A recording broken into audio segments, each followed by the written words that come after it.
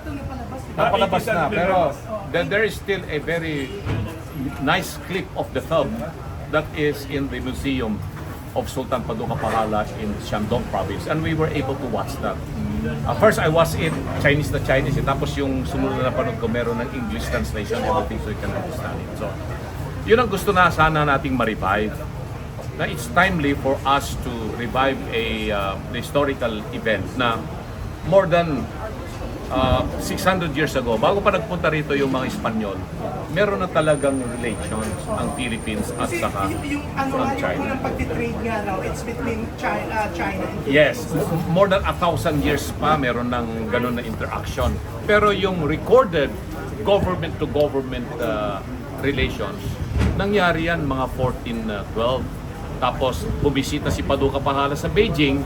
He was guest of Emperor Yongle of the Ming Dynasty, and he stayed there for 3 years in China. No, after traveling from Sulu, umikot yan hanggang Sabah kasi yun ang kanilang kingdom of the Sultanate of Sulu, hanggang makarating sa Palawan, then going to Beijing. Dala niya yung 3 asawa niya at saka yung mga anak niya and other village people na mga about 300 yung contingent. Imagine how many balangay yung kanilang ginamit na bangka para lang makarating sa China noong mga panahon na yon. Because under the Ming Dynasty, China was really the most powerful nation here in the whole of Asia. At naging magkaibigan sila ni Paduka Pahala, si Emperor Yongle. Pero after staying there for 3 years, pabalik na siya sa Pilipinas, he caught a fever in Hubei province and then namatay siya sa Shandong province. At si Emperor Yongle, binigyan niya ng imperial burial si Paduka Pahala. Inilibing siya ngayon doon sa Dezhou City. If you go to Dezhou City, there's a huge memorial of Paduka Pahala in Dezhou. Mahigit, I don't know, mga about 5 hectares or more than 5 hectares, 10 hectares, na tomb of Paduka Pahala, which is a very attractive tourist destination. Daming nagpupunta roon. And it was recently renovated with the help of former Ambassador Carlos Chan of Liwayway Group. Oishi. Oishi is a very popular Filipino product that is manufactured and sold in China. Multi-billion ang kanilang negosyo roon. Totoo ba may bagong plano to make another movie Yes. ng artista? Yes, may plano at ang sinasabi nga namin, because I'm being asked by the Chinese some producers from Fujian province and other cities in China na they would want to have this new project revived. Who would be the best Philippine actor? Sabi ko si Senator Robin Padilla. He will be the best to do this because, well, he is now a politician and he was really a multi-talented, awarded actor, and he is a Muslim. If there is one Filipino actor who understands yung mga nangyari about Muslim, and Senator Robin is also a very avid historical researcher. Nag-aaral talaga. I've interacted with him and I'm very, very, very impressed of Senator Robin's intellectual capacity. No? Minamaliit lang kung minsan yung mga artista. Sino wife niya na actress? Well, if there are 3 wives, bahala na si Senator Robin kung sino ang mapipili niyang mga actresses. But I'm very sure he will always consult Madam Mariel Rodriguez yan. Kung sino magiging leading ladies niya. 3 kasi ang naging asawa ni Paduka Pahala. Napagkita niyo po kay Senator Robin about this? Yes, this was already communicated. Actually, he visited already yung Shandong. This was, I think this was last year. Nagpunta siya sa Shandong at nagpunta siya roon mismo sa the tomb of Sultan Paduka Pahala and the tomb. Possibility po naman ulit ito? It depends upon the budget, who is going to produce it, how much will be the cost So of wala pa po production. kayong kausap? Meron ng alam kong mga kinakausap na potential investors, Filipino businessmen, and maybe some Chinese businessmen who are also very much interested. Kasi pag sinute nila yung The Life of Sultan Paduka Pahala, siyempre kailangan mayroon din Chinese counterpart actor. Yes. Sinong mag-act na Admiral malaking Cheng He. production po. It's going to be a very big production now, given the new technology. And if you go to China, and perhaps time will come na magkakaroon tayo ng trip among itong mga movie reporters and editors. Papunta po kami.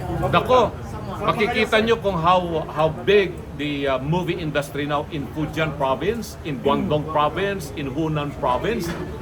Kasi every province na pag binanggit natin yan, it's like a nation, it's like a country.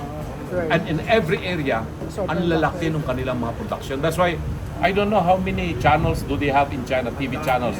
More than 100 television channels they have in China. And there are many movie production outfits. And I know there are interested film producers in China because I think 6 months ago I have hosted them here in the Philippines. They brought 4 classic Chinese movies that were shown in the sa New World Theater.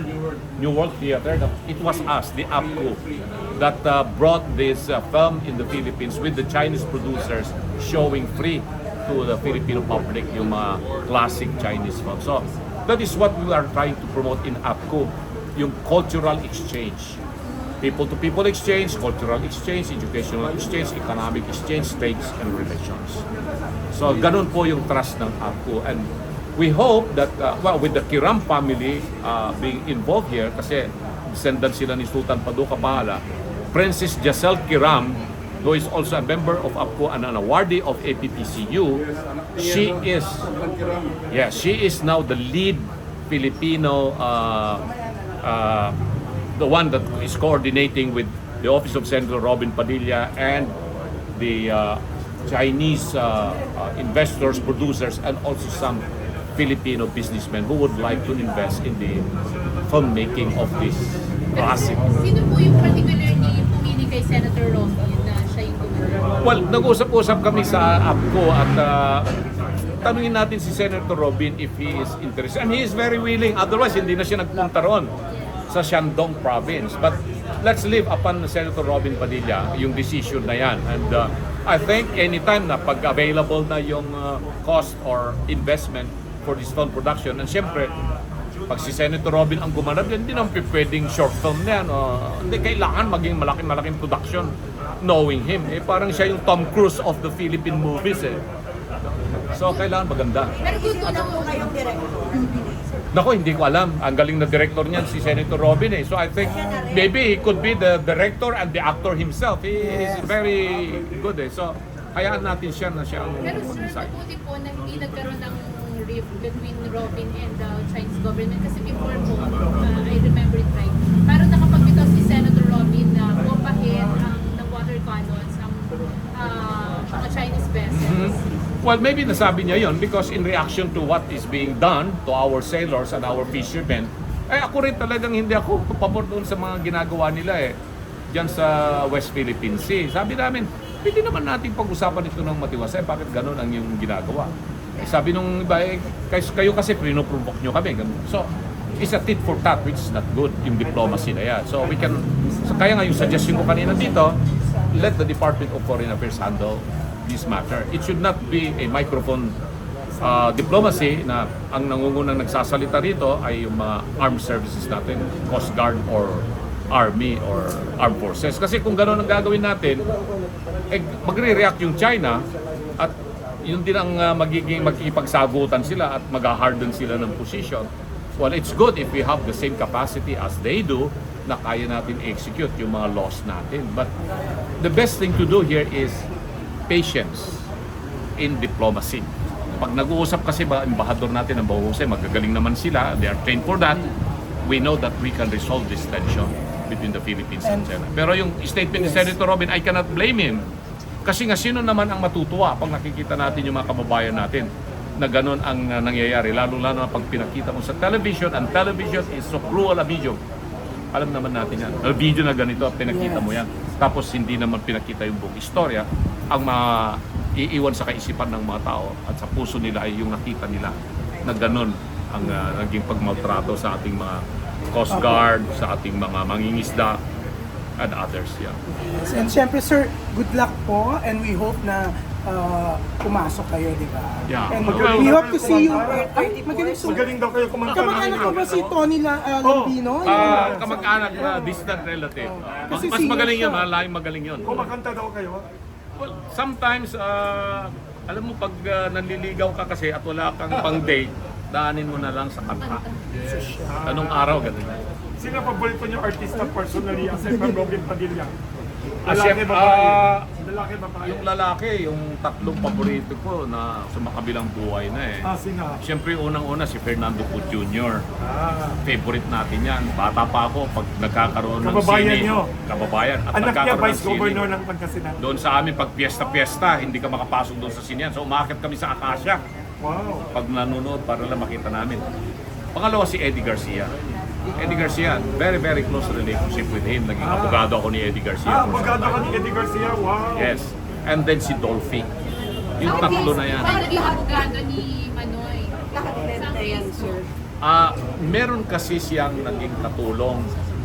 At yung anak ng katulong niya na pinag-aaral niya at sinustentuhan ng pag-aaral niya sa elementary, sa high school, hanggang nung magkolehiyo, nakatira doon sa bahay nila sa Alabang. Ninakaw yung mga Rolex watches ni Eddie Garcia at ibinenta doon sa isang negosyante na mayaman, na malakas ang impluensya, mayaman na mayaman ng mura. So, nahuli naman yun, napaimbestiga namin sa NBI at nahuli sila at dinimanda namin pareho yung negosyanteng bumili, anti-fencing at yung katulong at anak. At ayun, nasintensyahan yung bata. Hindi naman nabata siya nung makulong siya eh, kasi more than 20 years old na rin siya. So, yun ang naging sitwasyon niya.